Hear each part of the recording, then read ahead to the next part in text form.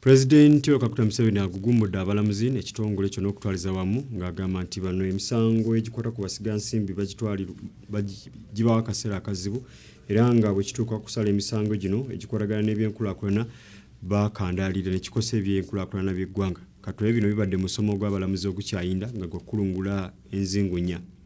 Omukulembeze w'eggwanga Yoweri Kaguta Museveni asinzidde ku mukolo gw'okuggulawo olukuŋŋaana lw'Abalamuzi olw'omulundi ogwa-22 n'agugumbula Abalamuzi olw'okutogera Bamusigansimbi bwe gutuuka ku kusala emisango egy'ebyenfuna kyagambye nti kino kizingamya ebyenfuna by'eggwanga lino. Ono awadde ekyokulabirako ekya pulojekiti eyatolwa Best Phosphate Development Project. Museveni yeewuunyiza emitendera egikozesebwa Abalamuzi abamu bwe baba bawuliriza emisango egimu egikwatagana ne pulojekiti ennene era wano anenyeza Abalamuzi olw'obutafaayo ku Basigansimbi.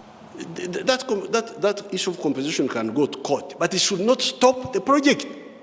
I heard that a court had stopped the man who had put $630 million on the ground. It's really not. Why stop? Why? If these people are quarreling about who, they can solve that. Why do you stop this?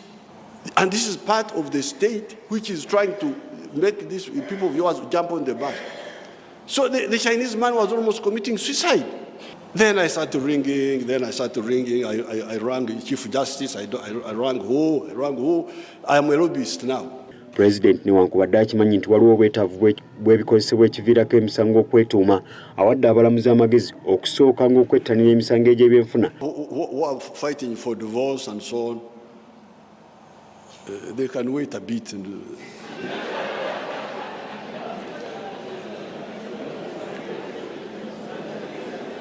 Let's first deal with the case of murder and commercial disputes, because these commercial disputes are the ones going really to shape our future.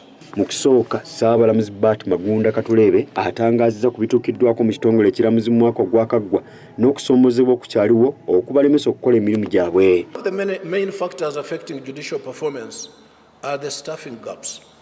I therefore appeal to government to consider judicial officers as essential staff because of their role in maintaining peace and stability in society.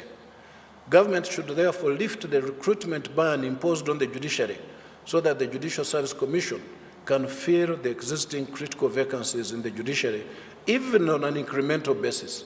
We are not saying, Your Excellency, that you tomorrow appoint 100 judges and magistrates and so on. We understand the resource envelope, but it can be done on an incremental basis. Katulebe yeebazizza President olw'Abalamuzi abaakalondebwa wabula era ono amujjukizza nti bano baalondebwa kuddira mu bigere Abalamuzi abamu abawummula. Wano waasinzidde n'asaba ensonga y'okwongera ku muwendo gw'Abalamuzi ekolebweko. Honourable Minister of Justice should start considering proposals to increase the jurisdiction of chief magistrates and grade 1 magistrates so that we reduce on the workload of the High Court and provide speedier justice to the people, since accessing magistrates' courts is easier and cheaper than accessing the High Court. Museveni newankubadde asose kubagumbula yeeyamye okubaongeza omusaala batuke ku mutindo gw'ensi yonna. And because of the numbers, I think it is manageable. So, salary enhancement, we shall continue enhancing until we reach the comparable international standards. President era ateesezza nti Abalamuzi abawummula basigale nga bafuna obusiimo bwabwe omuli n'omusaala mu bujjuvu oba ebitundu 80 ku buli 100. On the pension, I want to fight the battle that the pension should be either the same or equal to or near the salary you are getting when you are still active. And then the other support, the car, the medical, they should remain as you were when you are still in service. Luno lukuŋŋaana lw'Abalamuzi olw'omulundi ogwa-22 era nga lwakumala ennaku 4. Anet Nakayibaale y'abaddeyo ku lwa Delta TV Amasukkulumu.